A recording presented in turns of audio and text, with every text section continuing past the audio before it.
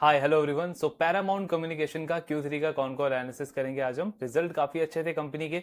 38% का sales growth था, margins में इंप्रूवमेंट था, 8% का बिटा, 9% आया था इस बार Q3 के अंदर। एंड पीबीटी भी अगर आप देखोगे कंपनी का तो 41% से ग्रो हुआ था, मतलब ऑपरेटिंग लेवरेज भी ठीक ठाक मिला है कंपनी को। पैट ऑफ कोर्स आपको दिखेगा कि थोड़ा सा म्यूटेड था, उसमें अच्छा ग्रोथ नहीं है बिकॉज कंपनी ने लास्ट एक दो क्वार्टर से टैक्स पे करना स्टार्ट किया है। पीछे के ईयर्स में कंपनी को क्योंकि लॉस हुआ था तो टैक्स एक्सपेंस कंपनी कुछ क्वार्टर्स तक पे नहीं कर रही थी। लास्ट के एक दो क्वार्टर से टैक्स एक्सपेंस क्योंकि इनका ऐड हो गया है तो आपको दिखेगा बॉटम लाइन ग्रो नहीं हो रही है, बट ओवरऑल बिजनेस का ग्रोथ अगर हम देखें, प्रॉफिटेबिलिटी देखें तो सारे पैरामीटर्स पे काफी अच्छा परफॉर्मेंस है। अब ऑफ कोर्स हमको देखना है कि कॉन कॉल के अंदर मैनेजमेंट की कैसी कमेंट्री रहती है। मोस्ट इंपॉर्टेंटली कैपेक्स का क्या प्लान है कंपनी का। आपने देखा होगा इस सेक्टर के जो बड़े प्लेयर्स हैं, पॉलीकैब है, के या इंडस्ट्री है, या आपका फेरोलैक्स, आरआरआर, काबिल है। सारी कंपनीज काफी बड़ा कैपेक्स प्लान कर रही है, प्लस न्यू बड़े बड़े कॉर्पोरेट्स भी एंटर कर रहे हैं इस पर्टिकुलर सेक्टर के अंदर। सो वहां पे इस कंपनी का कैपेक्स को लेकर के कैसा गाइडेंस है, ग्रोथ के ऊपर, डिमांड के ऊपर कैसा गाइडेंस है कंपनी का, एंड ओवरऑल कैसा आउटलुक बन रहा है इस पूरे सेक्टर पे, इस पर्टिकुलर कंपनी पे। स्पेसिफिकली ये जो दो बड़ी अनाउंसमेंट्स हुई है अल्ट्राटेक की तरफ से एंड अदानी की तरफ से, उसके बाद कैसा आउटलुक बनता है, इन सारी चीजों को कवर करेंगे, डिस्कस करेंगे। सो पैरामाउंट का हमने बिजनेस मॉडल डिटेल में काफी बार डिस्कस किया हुआ है, लिंक वगैरह आपको डिस्क्रिप्शन में मिल जाएगा। ब्रीफ में अगर आप देखो तो 1955 में ये कंपनी स्टार्ट हुई थी, सो 6 डिकेड्स ओल्ड ये कंपनी है। एंड मतलब केबल एंड वायर से रिलेटेड डिफरेंट डिफरेंट सेक्टर्स के लिए कंपनी प्रोडक्ट बनाती है, जैसे टेलीकॉम सेक्टर हो गया आपका, पावर केबल हो गए, ऑप्टिकल फाइबर हो गया, रेलवे सिग्नल हो गया, हाउस वायर हो गया। सो ये सारे इनके मेन प्रोडक्ट्स हैं।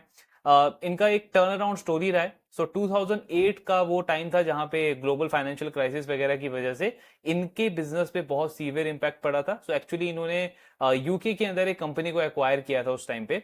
लेकिन ग्लोबल फाइनेंशियल क्राइसिस की वजह से ऑफ कोर्स आपके जो मेटल के प्राइसेस हैं उसमें काफी शार्प करेक्शन था।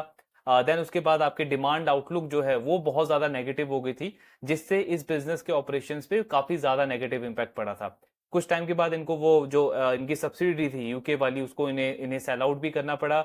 डेट रीस्ट्रक्चर प्रोग्राम के लिए उन्हें अप्लाई किया। एंड एक काफी चैलेंजिंग फेज था कंपनी का 5 6 7 ईयर्स का। जो कंपनी के प्रोमोटर्स हैं उन्होंने भी बीच में 128 करोड़ जो है वो कंपनी में इन्फ्यूज किए। सो मतलब काफी अच्छे से उन्होंने उस सारे फेज को हैंडल किया। 2018 2019 ऑनवर्ड्स कंपनी ने धीरे धीरे टर्न अराउंड करना स्टार्ट किया, एंड लास्ट का 2 3 ईयर्स का अगर आप परफॉर्मेंस देखोगे तो काफी अच्छा रहा है कंपनी का। लास्ट ईयर अगस्त में इन्होंने जितना भी डेट था इनका एआरसीज को जो इनको पे करना था वो पूरा पे कर दिया। सो आज के टाइम पे ये जो कंपनी है नेट डेट फ्री कंपनी है। एंड ग्रोथ वगैरह भी काफी अच्छी आ रही है कंपनी की। यूएस के अंदर इन्होंने स्पेसिफिकली अपना मार्केट बिल्ड करने के ऊपर फोकस किया। सो 5 ईयर्स ओवरऑल इनको टाइम लगा था वहां पे, जो भी आपको प्रोडक्ट का अप्रूवल वगैरह जो लेना होता है। उसके बाद कंपनी ने लास्ट 2 3 ईयर्स के अंदर यूएस के मार्केट में भी काफी अच्छे से ग्रो किया है। आज के टाइम पे अगर आप देखोगे तो 35 40% जो सेल्स है कंपनी का वो एक्सपोर्ट से आता है, एंड यूएस उसमें मेजर मेजर कंट्रीब्यूटर है। अगर हम अभी इस थर्ड क्वार्टर की बात करें, सो एज वी डिस्कस की कंपनी के रेवेन्यू, मार्जिन्स, प्रॉफिट्स सारे नंबर्स काफी स्ट्रांग रहे थे।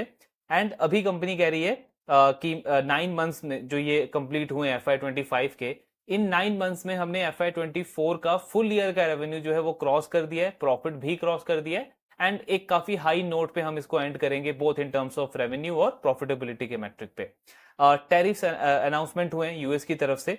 ब्रीफ में अगर आप समझोगे तो मैनेजमेंट क्या कह रहा है कि जितने भी टैरिफ अभी तक अनाउंस किए गए हैं यूएस की तरफ से, चाहे आपका वो मैक्सिको, कनाडा के ऊपर हो या चाइना के ऊपर जो 10% एडिशनल उन्होंने इंपोर्ट ड्यूटी लगाया है, तो ये सारे जो टैरिफ्स हैं ये इंडियन केबल और वायर कंपनी जो एक्सपोर्ट करती हैं यूएस में उनके लिए बेनिफिशियल है, बिकॉज कनाडा, मैक्सिको, चाइना, ये तीनों कंट्रीज भी सिमिलर रेंज ऑफ प्रोडक्ट जो है वो सप्लाई करते थे यूएस से। तो इनकी जो पोजीशन है इंडियन कंपनीज की वो इससे स्ट्रांग हो जाती है। आगे चल के इस पे और हम ब्रीफ में डिटेल में डिस्कस करेंगे कि कैसे ये एक्सपेक्ट कर रहे हैं कि इंडियन कंपनीज को ये थोड़ा सा और एडवांटेज ही देगा ये सारे टैरिफ्स वगैरह।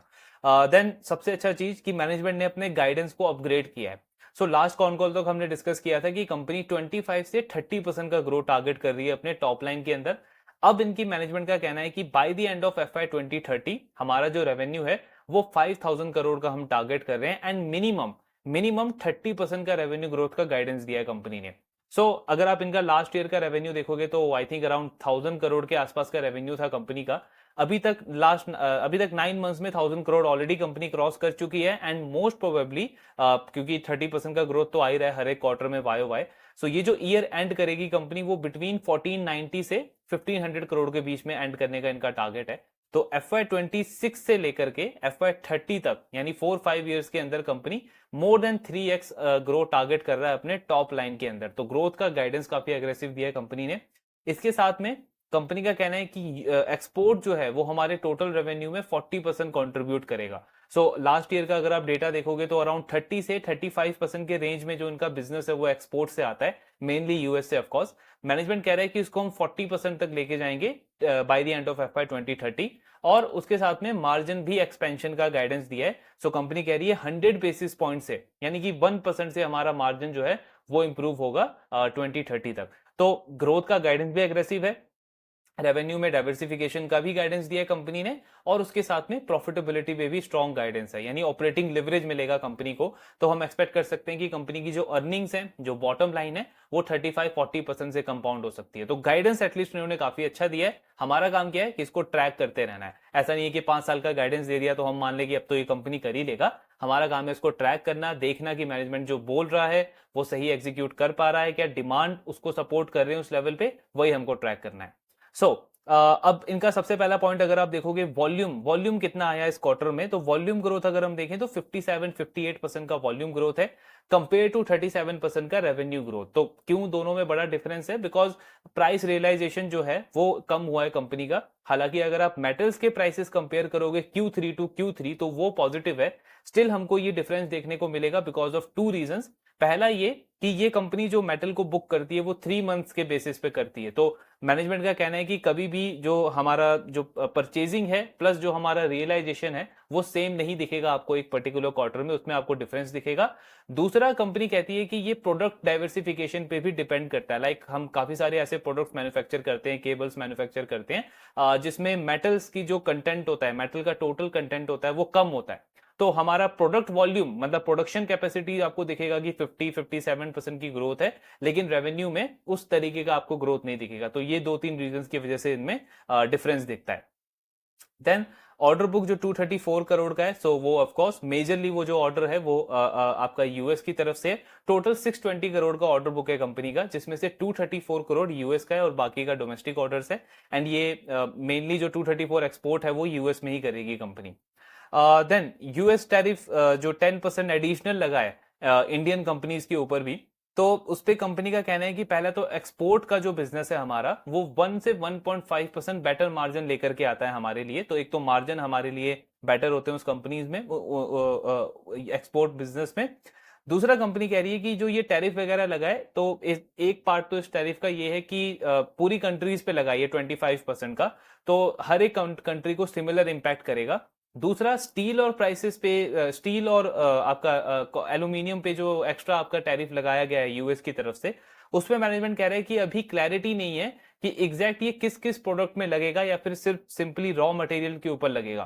तो मैनेजमेंट का मानना है कि पहले हमको ये लगता है कि वो जो इंपोर्ट अप्लाई होगा वो रॉ मटेरियल के ऊपर होगा, स्टील के ऊपर, एल्यूमिनियम के ऊपर, एंड देन लेटर ऑन अगले स्टेज में वो जिन प्रोडक्ट्स में सबसे ज्यादा कंटेंट होता है आपका स्टील वगैरह का, उन प्रोडक्ट्स पे वो इंपोर्ट लगाया जाएगा।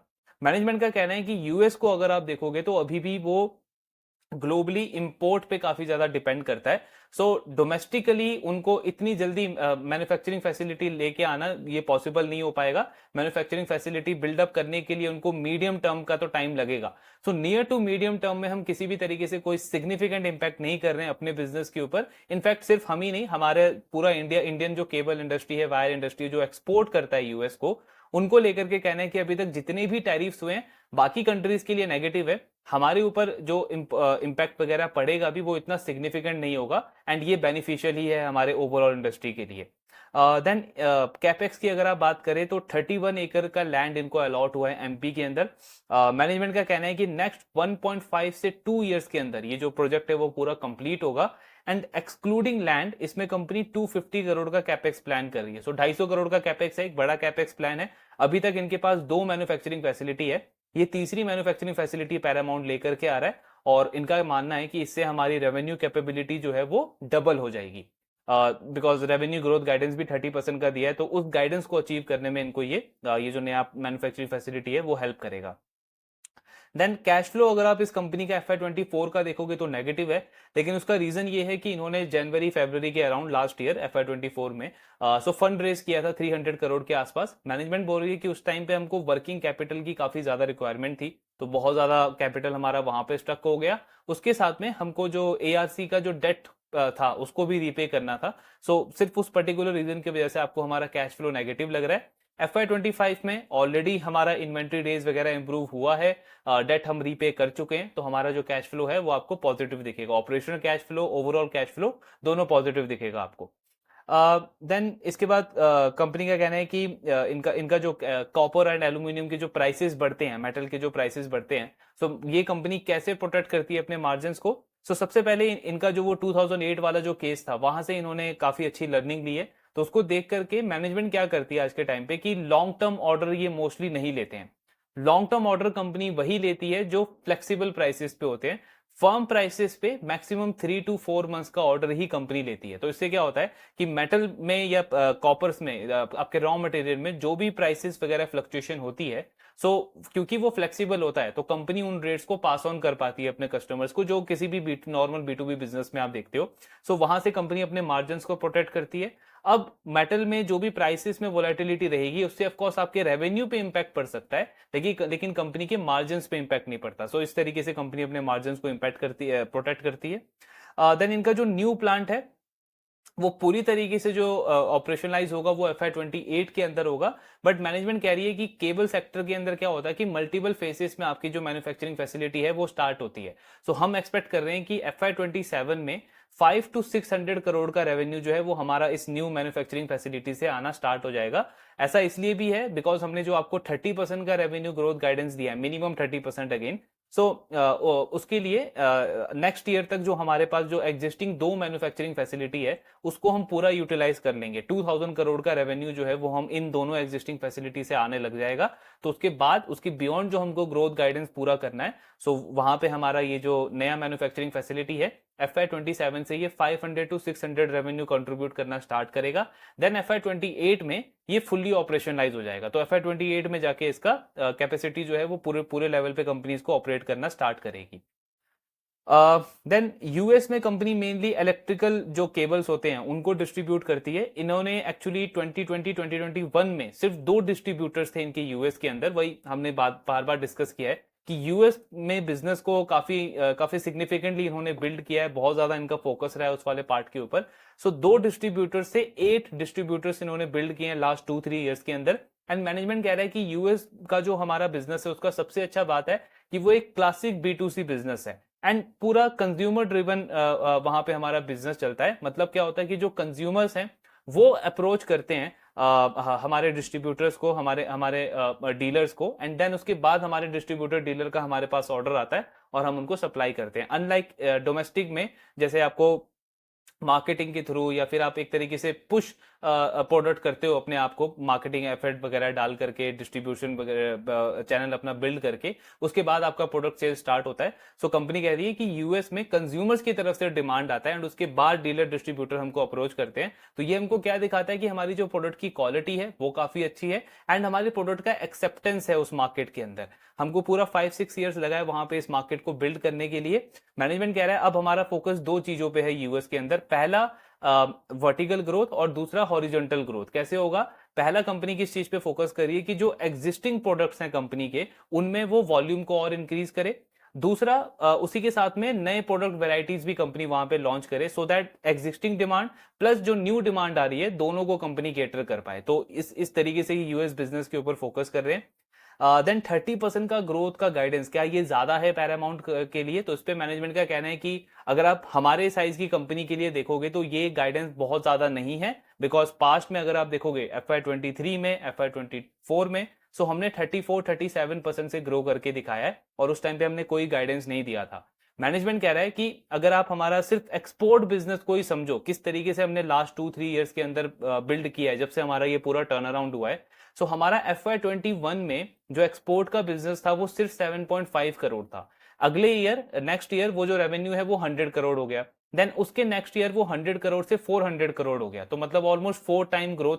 एंड उसके बाद अगर आप लास्ट ईयर देखोगे FY24 में, तो 400 करोड़ का रेवेन्यू जो है वो कम होकर के 275 करोड़ पे हो गया। सो रेवेन्यू में जरूर फॉल हुआ लास्ट ईयर, लेकिन उसके बाद भी अगर आप हमारा ओवरऑल वॉल्यूम देखोगे तो उसमें ज्यादा नेगेटिव ग्रोथ नहीं था। हमने ऑलमोस्ट 400 के आसपास शिपमेंट जो है वो कंटेनर शिप किए थे वहां पे। लास्ट ईयर हमने 385 कंटेनर शिप किए। तो ये जो आपको डिक्लाइन दिख रहा है रेवेन्यू में, वो मेनली प्राइस रिडक्शन की वजह से दिख रहा है, जो प्राइसेस वगैरह फॉल हो गए थे और यूएस में पूरा डी स्टॉकिंग चला था लास्ट ईयर। तो आपको दिखेगा कि हमारा एक्सपोर्ट रेवेन्यू लास्ट ईयर जो है वो नेगेटिव ग्रोथ दिखाया उसने।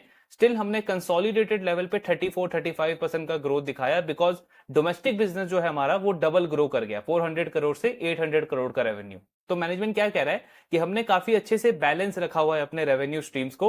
सो कल को अगर हमको लगेगा कि मे बी यूएस में डिमांड कम हो रही है या सप्लाई में कोई प्रॉब्लम आ रहा है, तो हम डोमेस्टिक में अपनी सप्लाई को बढ़ा देंगे। हमारे पास इतनी इतनी कैपेबिलिटी है। आई मीन 6 डेकेड ओल्ड हमारी कंपनी है, एक अच्छा ब्रांड है डोमेस्टिक में, और हमारे पास बायर्स हैं बहुत सारे जगह पे। तो ये हमको कॉन्फिडेंस देता है कि ये 30% का जो ग्रोथ का कैगर है, ये काफी कंजर्वेटिव गाइडेंस है। हम आई मीन अगर हमारा पास्ट का आप एग्जीक्यूशन देखोगे तो इससे बेटर नंबर्स हमने डिलीवर करे हैं। सो ये 30% वाले पार्ट पे मैनेजमेंट ओवरऑल काफी कॉन्फिडेंट है नेक्स्ट 5-6 ईयर्स के लिए। देन इनका जो कैपेक्स है, जो नया मैन्युफैक्चरिंग फैसिलिटी है, ये नेक्स्ट ईयर दिसंबर के एंड तक ऑपरेशनलाइज हो जाएगा। मतलब इसका first phase of course fully operational जो है वो FY28 में जाके होगा। एंड देन FY27 में ही कंपनी 500 से 600 करोड़ का रेवेन्यू एक्सपेक्ट कर रही है।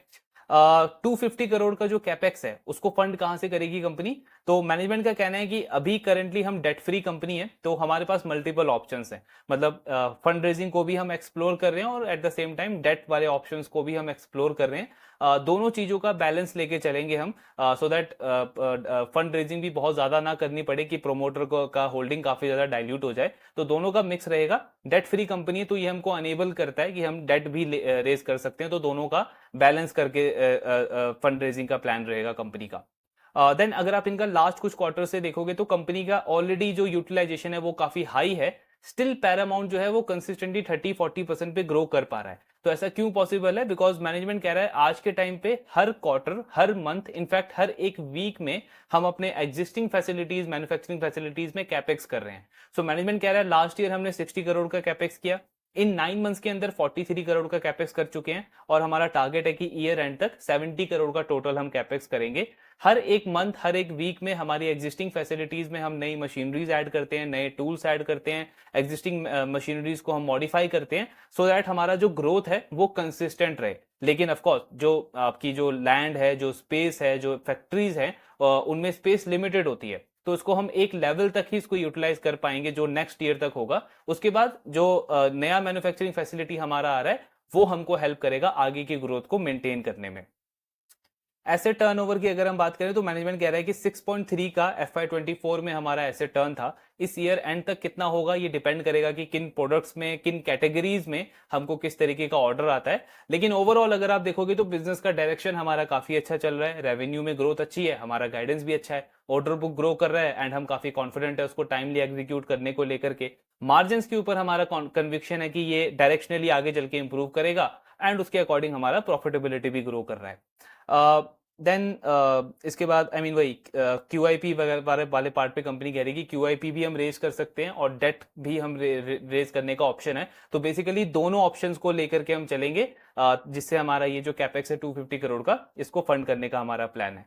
Then lastly data centre, semiconductor, ये एक और इमर्जिंग ग्रोथ अपॉर्चुनिटीज हैं। सो कंपनी कह रही है अभी डायरेक्टली तो इसके अंदर हम कोई ऐसा स्पेसिफिक मैन्युफैक्चरिंग वाला प्रोडक्ट मैन्युफैक्चरिंग में एंटर करने का अभी प्लान नहीं है, बट वी नो कि ये एक ग्रोइंग अपॉर्चुनिटीज हैं केबल एंड वायर इंडस्ट्रीज के लिए। बिकॉज जैसे जैसे AI बढ़ता जा रहा है, आपकी सेमीकंडक्टर की भी डिमांड है साथ में, तो ये दोनों ग्रोथ अपॉर्चुनिटीज हैं, प्लस इसके साथ में रिन्यूएबल एनर्जी। सो इन सारे ऑप्शंस को हम एक्सप्लोर कर रहे हैं, प्लस अभी जो करंटली डिमांड है मेन फोकस उसको केटर करने के ऊपर है। तो ये पूरा कॉनकॉल वाला पार्ट था पैरामाउंट कम्युनिकेशन का। रिजल्ट अच्छे हैं, आगे का गाइडेंस भी अगर आप देखोगे तो अच्छा दिया है मैनेजमेंट ने।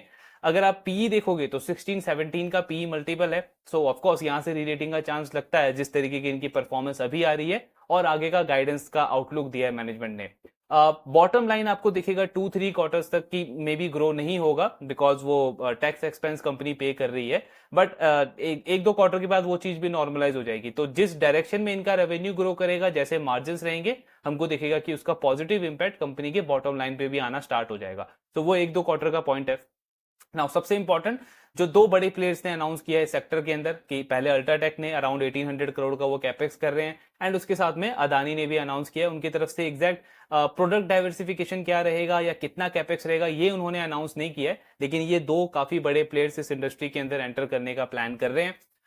अब इसमें अभी तक जो इस सेक्टर के जो लीडर्स हैं उनका अगर आप व्यू देखोगे, फॉर एग्जांपल अगर आप केईआई मैनेजमेंट को सुनोगे, तो उनका अभी तक व्यू यही है कि इनके एंट्री से जो एग्जिस्टिंग प्लेयर्स हैं उन पे किसी तरीके का इंपैक्ट नहीं पड़ेगा, एटलीस्ट ग्रोथ पे तो नहीं पड़ेगा, बिकॉज करंट साइज 80,000 से 1 लाख करोड़ का ये पूरा इंडस्ट्री है, एंड 13-14% के रेट पे ये इंडस्ट्री ग्रो कर रहा है, जिस अकॉर्डिंग प्राइवेट कैपेक्स हो रहा है, गवर्नमेंट का कैपेक्स हो रहा है, तो डिमांड काफी स्ट्रांग है। एंड अगर हम ये इनका अनाउंसमेंट से पहले के क्वार्टर में भी जब हम डिस्कस करते थे पॉलीकैब को, केईआई को और ये दोनों तीनों कंपनीज को, तो उस टाइम पे भी ये कंपनीज क्या कहती थी कि मे बी इस सेक्टर में आपको दिखेगा बड़ा प्लेयर, मीडियम साइज प्लेयर, छोटा प्लेयर, हर एक प्लेयर बड़े लेवल पे कैपेक्स कर रहा है, लेकिन उसके बाद भी नेक्स्ट 4-5 ईयर्स का जो डिमांड आउटलुक है उसको देख करके हमको लगता है कि सप्लाई साइड शॉर्ट रह जाएगी एंड डिमांड साइड काफी हाई रहेगी। और अभी जो ये दो बड़े प्लेयर आ गए हैं उसके बाद भी ये दोनों ये जो बड़ी कंपनीज हैं लाइक केईआई इंडस्ट्रीज को भी अगर आप देखोगे तो उनका सेम व्यू है। उनका कहना है कि इंडस्ट्री ही 4-5 ईयर्स के अंदर जो है वो डबल हो जाएगी। तो एक दो बड़े प्लेयर अगर आ भी जाते हैं 5,000, 10,000, 20,000 करोड़ का अगर मार्केट साइज ले भी लेते हैं तो इंडस्ट्री उनको बहुत ईजिली एकोमोडेट कर सकता है। 1800 करोड़ का कैपेक्स का अनाउंसमेंट अल्ट्राटेक का है, और केईआई का भी अगर आप देखोगे तो नेक्स्ट 2 इयर्स के अंदर ही वो कंपनी 1800 करोड़ के आसपास का कैपेक्स प्लान कर रही है।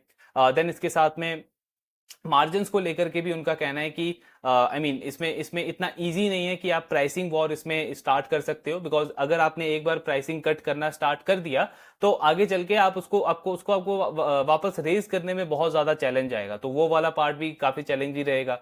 एंड ओवरऑल ये सारी कंपनीज काफी कॉन्फिडेंट है कि हमारे बिजनेस पे इस पे बहुत ज्यादा स्पेसिफिक ज्यादा प्रॉब्लम नहीं आएगा। इनफैक्ट डिमांड को लेकर के काफी कॉन्फिडेंट है। 13-14-15% पे अगर आपका सेक्टर ग्रो कर रहा है तो दो बड़े प्लेयर्स अगर आ भी जाते हैं उनको आने में, स्टेब्लिश होने में 4-5 ईयर्स का टाइम लगेगा। 2-3 ईयर्स तो आपको प्रोडक्शन बिल्ड करने में लगेगा, देन उसके बाद 1 से 2 ईयर का टाइम लगेगा आपको डिस्ट्रीब्यूशन बिल्डअप करने में, ब्रांड बिल्डअप करने में। So at least near to medium term में कोई बहुत सिग्निफिकेंट चैलेंज नहीं दिखता है। हाँ, जैसे एक ये डिस्कशन चल रहा है कि अल्ट्राटेक का जो एग्जिस्टिंग डिस्ट्रीब्यूशन चैनल है उनका सीमेंट का, उनका पेंट का, उसको वो लेवरेज कर सकते हैं ये केबल एंड वायर इंडस्ट्री के लिए, लेकिन उस पे इनकी मैनेजमेंट का कहना है कि आपका जो केबल एंड वायर का जो बिजनेस है इसका जो डिस्ट्रीब्यूटर्स होते हैं वो इलेक्ट्रिकल डिस्ट्रीब्यूटर्स होते हैं, विजाविज आपके जो सीमेंट के या पेंट के जो डिस्ट्रीब्यूटर्स होते हैं वो बिल्डिंग मटेरियल या हार्डवेयर जो डिस्ट्रीब्यूटर चैनल होता है उनको आप वो प्रोडक्ट डिस्ट्रीब्यूट करते हो। तो दोनों के डिस्ट्रीब्यूशन चैनल्स अलग होते हैं, सो इतना ईजी नहीं है एग्जिस्टिंग डिस्ट्रीब्यूशन चैनल को लेवरेज करना। आपका जो B2B वाला बिजनेस है उसको ऑफ कोर्स अल्ट्राटेक यूज कर सकता है उसमें, लेकिन वहां पे भी आपको प्रोडक्ट अप्रूवल में काफी ज्यादा टाइम लग जाता है। इनकी मैनेजमेंट का कहना है कि एग्जिस्टिंग कंपनीज में अगर आप देखोगे, चाहे पैरामाउंट हो, पॉलीकैब हो, केईआई हो, सो ये सारी कंपनीज जो हैं वो प्रोमोटर ड्रिवन कंपनीज हैं। मतलब इनके प्रोमोटर को 35-40-45 ईयर्स हो चुका है इन कंपनीज को रन करते हुए। तो इस ड्यूरेशन में इन्होंने मल्टीपल इकोनॉमिक साइकिल्स देखे हैं। हर क्वार्टर में कई बार ऐसा होता है कि प्राइसेस में बहुत ज्यादा फ्लक्चुएशन होता है, सो उसके अकॉर्डिंग आपको अलग अलग स्कीम्स रन करने पड़ते हैं अपने डिस्ट्रीब्यूटर्स के लिए, डीलर फाइनेंसिंग के लिए, सो दैट आपका जो ऑफ टेक है वो चलता रहे, ग्रो चलता रहे। प्लस ईपीसी कॉन्ट्रैक्टर्स को 10-15 ईयर्स का इनको टाइम लगा है उनकी नीड को समझने के लिए, हर एक सेक्टर का, चाहे टेलीकॉम सेक्टर हो, पावर सेक्टर हो, रेलवे हो, एंड उसके अकॉर्डिंग हमने ये इनोवेटिव प्रोडक्ट्स बिल्डअप किए हैं। सो कोई भी नया प्लेयर आएगा उसको ये सारे प्रोडक्ट्स को समझने में एंड उसके अकॉर्डिंग मार्केट बिल्ड करने में टाइम लगेगा। तो नियर टू मीडियम टर्म में तो मतलब किसी भी बिजनेस की मैनेजमेंट से सुन के लगता नहीं है कि बहुत सिग्निफिकेंट इंपैक्ट पड़ेगा, एटलीस्ट ग्रोथ पे तो नहीं पड़ेगा, बिकॉज मार्केट में इतना स्कोप है। हाँ, अगर ये हो जाता है कि कल को इकोनॉमिक एक्टिविटी में स्लो डाउन हो जाता है, गवर्नमेंट का कैपेक्स और ज्यादा स्लो हो जाता है, प्राइवेट कैपेक्स में भी स्लो डाउन देखने को मिलता है, तब ऑफ कोर्स इन कंपनीज के ग्रोथ पे हमको इंपैक्ट देखने को मिल सकता है, ग्रोथ रेट घट सकता है। पर पॉइंट ये है कि अगर ऐसी सारी चीजें हुई तो सिर्फ केबल एंड वायर नहीं, बहुत सारे सेक्टर्स पे उसका इम्पैक्ट पड़ेगा। आई मीन इकोनॉमिक एक्टिविटी ही अगर स्लो डाउन हो जाती है तो बहुत सारे बाकी सेक्टर्स भी हैं जिसपे हमको इम्पैक्ट देखने को मिलेगा। तो वो पॉइंट है। अभी तो हमको नियर टू मीडियम टर्म में ऐसा कोई सिग्निफिकेंट इम्पैक्ट दिखता नहीं है। सारी कंपनीज अपने कैपेक्स प्लान को लेकर के काफी कॉन्फिडेंट है। सो लेट्स सी, ट्रैकिंग इनका कंटिन्यू रखेंगे। पैरामाउंट वैसे भी 40% एक्सपोर्ट का बिजनेस टारगेट कर रहा है नेक्स्ट 5-6 ईयर्स के अंदर, तो 40% तो उसका एक्सपोर्ट से आएगा। बाकी अगर इनका परफॉर्मेंस सस्टेन रहा तो वी नो कि मे बी शॉर्ट टर्म में थोड़ा बहुत प्राइस में प्रेशर रह सकता है बिकॉज ऑफ परसेप्शन, जिस तरीके का सेंटीमेंट मार्केट का चल रहा है। लेकिन इस परफॉर्मेंस के साथ आगे चल के मार्केट ऑफकोर्स इनको रिवॉर्ड करेगा। 15-16 का पी मल्टीपल है और 30-40% की अगर ग्रोथ सस्टेन रहती है कंपनी की, कैपेक्स एग्जीक्यूट होता है, तो डेफिनेटली एक अच्छा बेट बनता है पैरामाउंट कम्युनिकेशन। ट्रैकिंग कंटिन्यू रखेंगे। वही हमको देखना है कि एग्जीक्यूशन से डीरेल नहीं होना चाहिए, कोई ऐसा सिग्निफिकेंट डिमांड साइड में प्रॉब्लम नहीं आना चाहिए। बाकी ट्रैकिंग कंटिन्यू रखेंगे कंपनी का। आपके जो भी डाउट्स है शेयर करते रहिए। Thank you very much.